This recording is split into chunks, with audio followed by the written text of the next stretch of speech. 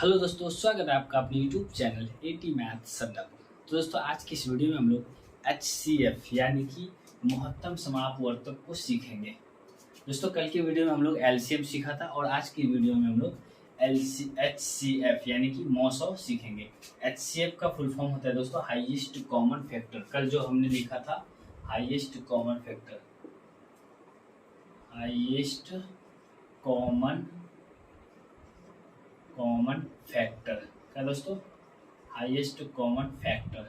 ठीक है, HCF का फुल फॉर्म होता है हाईएस्ट कॉमन फैक्टर, यानी कि इसको हिंदी में बोलते हैं महत्तम समापवर्तक या मौसौ बोल सकते हो आप। ठीक है, तो दोस्तों चलते हैं HCF का कुछ क्वेश्चन को हम लोग सॉल्व करते हैं या फिर HCF को कैसे बनाया जाता है उसको सॉल्व करते हैं। ठीक है, चलो देखते हैं। तो सबसे पहले हम एक क्वेश्चन लेते हैं, क्या 12 एंड 18। ठीक है, दो संख्या का एक क्वेश्चन लिए। अब देखेंगे कि इसको HCF कैसे बनाते हैं। ठीक है, तो सबसे पहले HCF को इस रूप में लिखा जाता है दोस्तों, इस रूप में लिखा जाता है। ठीक है, 12 से 18 में भाग दो, एक बार में 12 आएगा, काटो, 18 में से 12 घटेगा, 6 बचेगा। अब देखो सब, यानी कि HCF बनाने में बहुत सारे स्टूडेंट को दिक्कत कहाँ आती है, यहीं पे कि अब इसकी बात करेंगे क्या, क्योंकि ये भाग विधि, ये भाग तो आप इससे पहले जानते होंगे। ठीक है, भाग आपको बनाने के लिए आता ही होगा। तो अब क्या करेंगे, यहाँ पे 6 आया इसका शेषफल। अब दोस्तों इससे पहले वाला का जो भाजक था 12 उसको यहाँ लिखेंगे, फिर इससे भाग देंगे। अब ठीक है, 6 दूना 12, जहाँ पे जाकर ये कट जाएगा पूरा पूरा, यानी कि शेष अगर जहाँ पे जाके 0 हो जाएगा तो वो जो भाजक होगा वो भाजक ही आपका HCF होगा। इसलिए HCF बराबर या फिर मौसौ बराबर 6 आंसर। ठीक है दोस्तों, ये आपका आंसर हो गया। अब हम दूसरा क्वेश्चन को प्रैक्टिस करेंगे।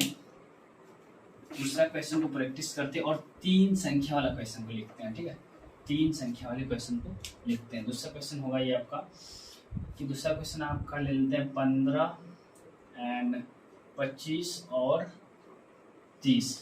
ठीक है, दूसरा क्वेश्चन आपका ले लेते हैं 15, 25 और 30, या फिर आप यहाँ पे 32 कर दो। ठीक है, कोई दिक्कत नहीं है अपना। ठीक है, अब देखते हैं इसको सॉल्व करते हैं। सबसे पहले छोटा संख्या को भाज्य बनाना एंड उससे बड़ा संख्या को भाज्य बनाना। ठीक है, अब 15 से इसमें भाग देना, 15 एकम 15। अब इसको घटा दो, 25 में से 15 घटेगा, 25 में से 15 घटेगा 10 बचेगा। ठीक है, 25 में से 15 घटा 10 बचा। अब इस भाजक को यहाँ पे लाएंगे और इस 10 को भाजक बना देंगे, यहाँ पे भाज्य बना देंगे 15 को। ठीक है, समझो बात को। इसको यहाँ पे लाएंगे और ये जो हो जाएगा, ये शेष जो रहता है वो दूसरे वाले का भाजक हो जाएगा। ठीक है, अब इसको फिर करेंगे 10 एकम फिर 10। ठीक है, 10 एकम 10, 5 घटा, यानी 15 में से 10 घटा 5 बचा, इसको यहाँ पे काट देंगे।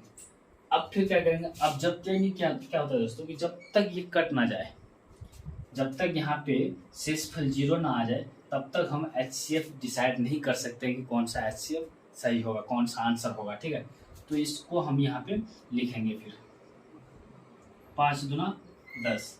ठीक है, ये कट गया। तो फाइनली दोस्तों हम लोगों का इन दोनों को सॉल्व किए तो ये भाजक हुआ और यही HCF होता है। लेकिन और ये एक संख्या दिया हुआ है हमारे पास और एक संख्या है। ठीक है, तो आप 5 से ही इसको फिर करेंगे, इसको सॉल्व करेंगे। ठीक है, 5 छक्के 30, दूसरे से बचा।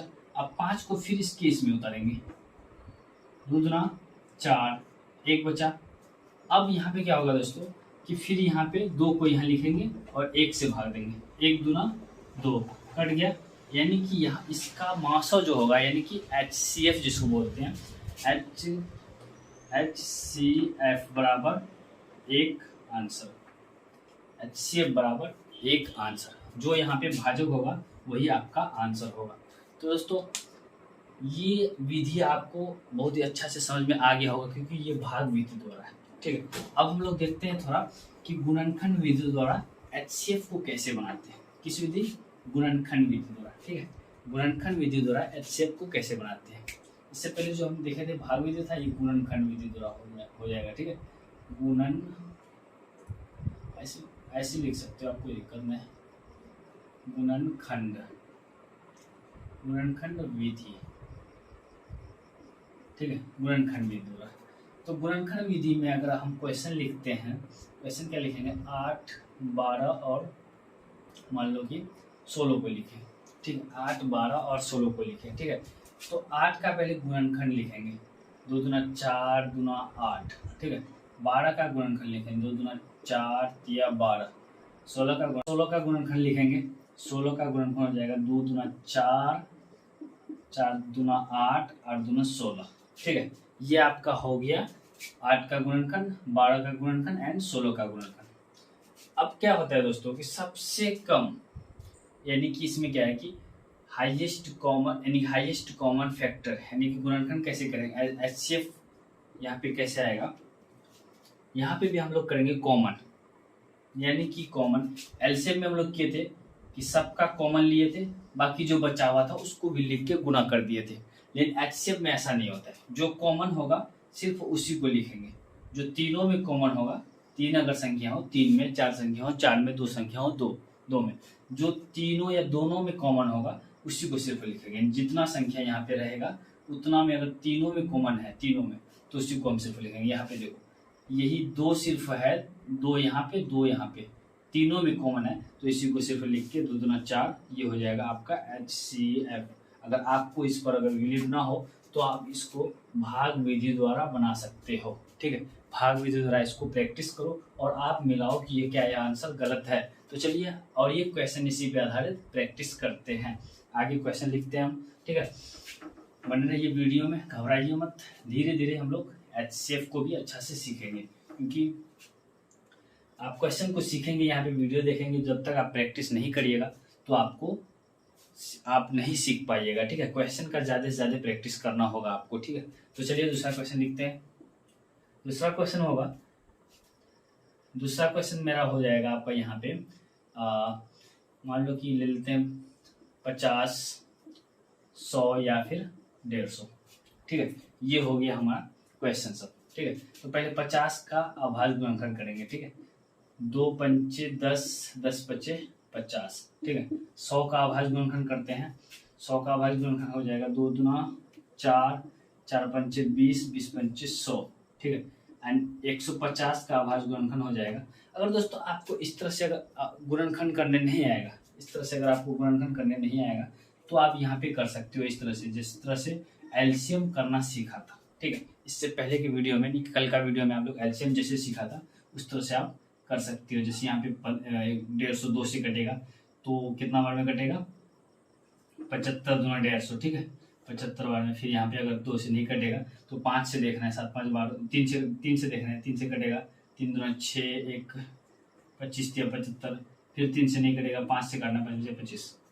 तो इस तरह से आपको लिखना है, ठीक है, इस तरह से आपको लिखना है, ठीक है।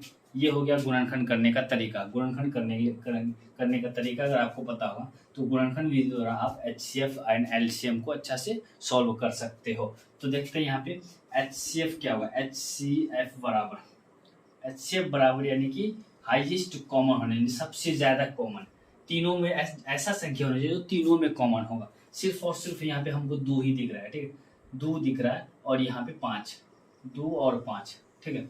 तो ये हो जाएगा सबसे हाईएस्ट कॉमन।